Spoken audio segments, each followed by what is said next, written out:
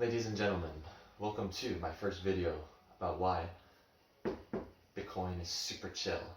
I'm going to do this in one take. I'm going to give it my absolute best. Let's do this. So, what is Bitcoin? Well, Bitcoin is a currency, and I'm going to explain this the best way that I can using monkeys and bananas. Okay, so imagine this, right? So imagine you're Donkey Kong here. You're living in the jungle. You're living in jungle japes. And you want to get your hands on some bananas. But the more bananas that there are, the less valuable that those bananas become. Okay, so you have one banana, and you have the only banana in the whole jungle. That means that banana is very valuable. But as soon as there's two bananas, that means that each banana is less valuable because there's two of them. But if there's 10 bananas, well, unless you have all of them, you're going to want to get all of them, but they're less valuable, okay? So, what does this have to do with Bitcoin? Let me tell you.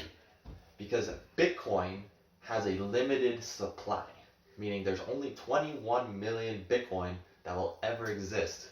And that is probably the number one reason why Bitcoin is pretty chill, in my opinion. So, let's imagine, I already said that.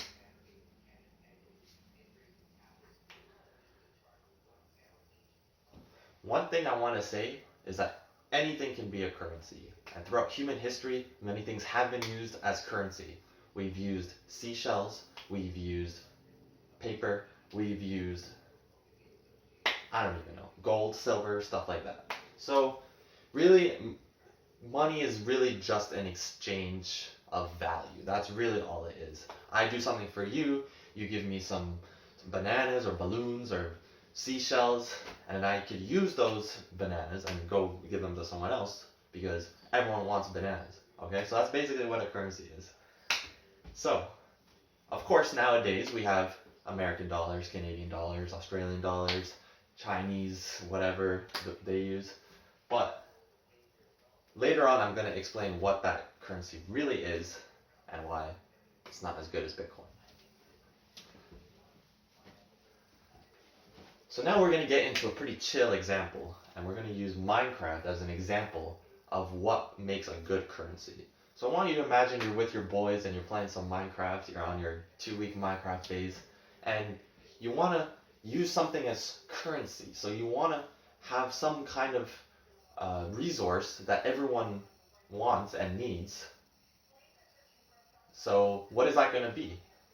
So if you would try to use sugarcane as that currency, because obviously you need some sugarcane, you need to make an enchantment table, but after a while, everyone's going to start planting sugarcane. You're going to have these huge ass sugarcane farms, and then sugarcane is going to become less valuable because everyone's going to have a shit ton of sugarcane. So what ends up happening is, I'm sure you know if you play Minecraft with your boys, the currency that you use is diamonds.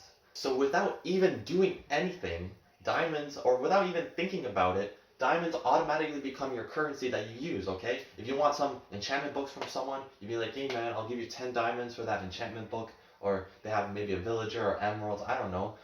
It's usually diamonds because that's what they want. They want diamonds so that they can make their armor because it's useful, because everyone needs it. And also, it's hard to get because you have to go mining and it takes time. So that's why diamonds naturally become which currency you use, because it's valuable, scarce, and all these things. So maybe that will help you understand the importance of Bitcoin by thinking about this. So, what makes something valuable? Well, 3 things. Scarcity. How much is there? Is it easy to get? So think about gold in real life. How much gold is there on planet Earth? It's not infinite, even though we keep mining for more gold. Earth is limited, so that means gold is scarce. Difficulty.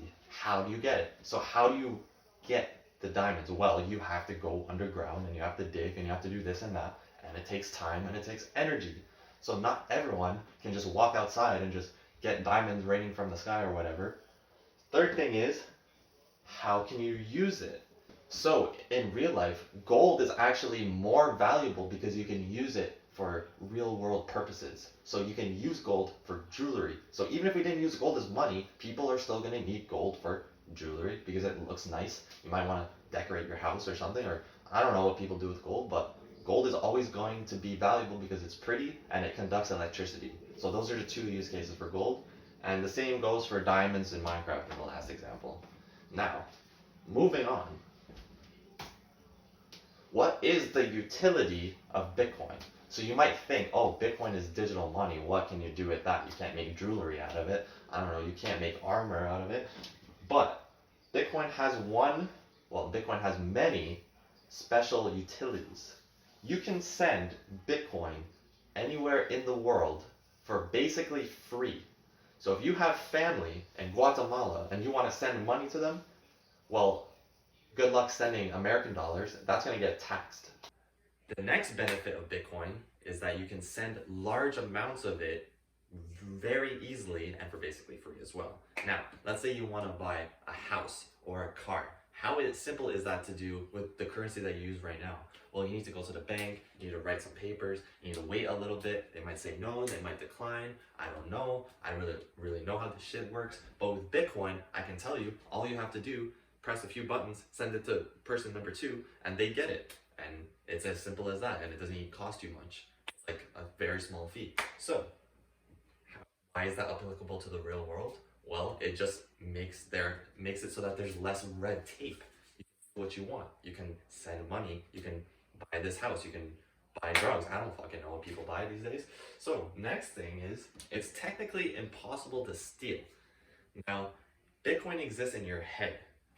That means you can't access the Bitcoin. You can't send it to someone else unless you know the password.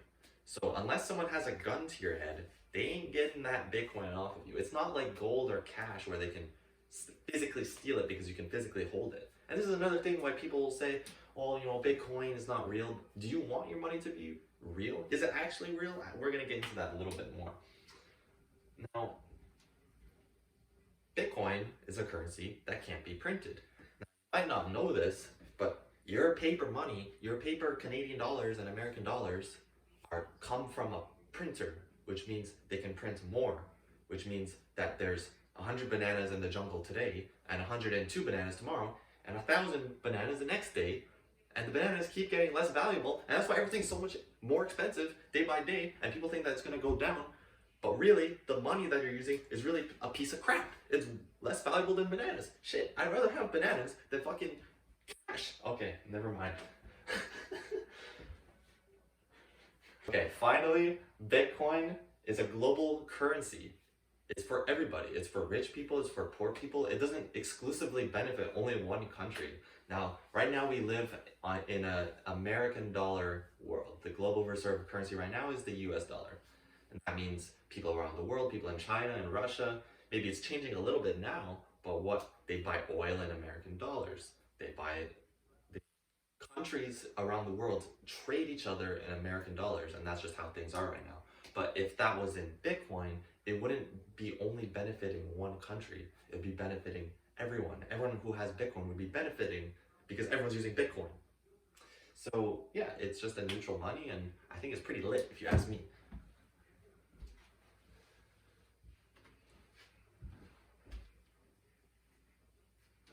So now we're gonna get into, is Bitcoin real? Because the boomers will say, oh, Bitcoin's not real because it's on the screen and I like to hold my money, and I don't know what the fuck you're talking about. Just because you can't touch Bitcoin doesn't mean it's not real. Now I want to ask you a question. How real is the money that you use right now? You might think, oh, I have $1,000 in my bank account. It says right there, $1,000, that's my money. Well, can you hold that? Oh yeah, I can go to the bank and I can ask for $1,000.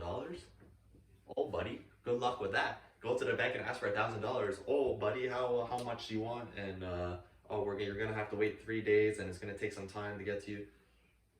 It's not real money. The bank's only obligated to hold 10% of all the assets that they hold.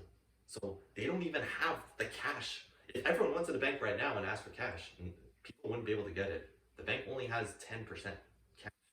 So your money ain't real. It ain't sitting in a bank somewhere. It's literally just numbers on a screen. That's literally all your money is. So, Bitcoin has something called proof of work, which means in order to get Bitcoin, you need a bunch of big ass computers to mine a shit ton of electricity in order to get it. Now that's very important because you can't just go outside, put your hands out, and collect Bitcoin that's falling out of the sky. You need to put in some real effort and burn some real electricity, some real shit in order to get it. That goes back to what I was talking about earlier about money needing to be difficult to get. Bitcoin is extremely difficult to get. Try to mine Bitcoin with your gaming PC like back in the day. You can't do it. You need specialized computers and you need a shit ton of electricity in order to do it. So that's what makes it valuable. In order for something to be valuable, you need to put work in to get it. It's just like real life. You can't just have paper money that's printed for no reason by governments just because they want to pay off their debts with cheaper money. This shit doesn't work. The financial system is falling apart, but I want to get more into that later because right now we're talking about Bitcoin. So the final thing I want to address really quickly is, does Bitcoin waste electricity? And to that, I'm going to say, no, it doesn't. Because if you're going to tell me that Bitcoin wastes electricity, then I'm going to tell you, well, your washing machine and your dryer and your air conditioning waste electricity. And you say, well, no, that's not a waste because we need those things. And I'm going to say, well, we didn't live with those things for the longest time. Those are new inventions. So humans don't really need them. They're just a convenience. You just want them. And I would argue that Bitcoin is even more important than those, because Bitcoin is neutral, safe, uncorruptible money. It's something that humans have always looked for and wanted, but we haven't had until now, until we've had the technology to do it. So Bitcoin is not a waste of energy. Also, Bitcoin uses less energy than drying machines. So I'm not gonna sit here, I don't think you can sit there and say Bitcoin is a waste of electricity. Less than dry.